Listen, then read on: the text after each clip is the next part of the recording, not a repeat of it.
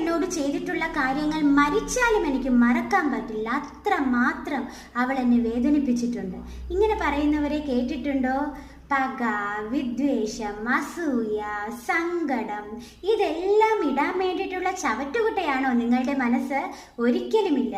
അങ്ങനെ ആരോടെങ്കിലുമുള്ളൊരു ദേഷ്യം, പക ഇതെല്ലാം മനസ്സിൽ സൂക്ഷിക്കുകയാണെങ്കിൽ അത് നിങ്ങൾ അവരോടല്ല പ്രതികാരം ചെയ്യുന്നത്, നിങ്ങൾ നിങ്ങളെ തന്നെയാണ് പ്രതികാരം ചെയ്യുന്നത്. നിങ്ങൾ നിങ്ങളെ തന്നെ ദ്രോഹിക്കുകയാണ് ചെയ്യുന്നത്.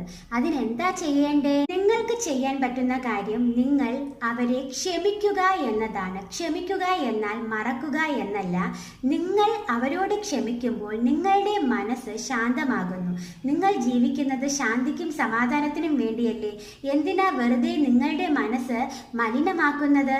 അതിനാൽ നമുക്ക് ക്ഷമിക്കാം. ക്ഷമിച്ചാൽ തീർച്ചയായും നിങ്ങളുടെ മനസ്സിനൊരു സമാധാനം ഉണ്ടാകും.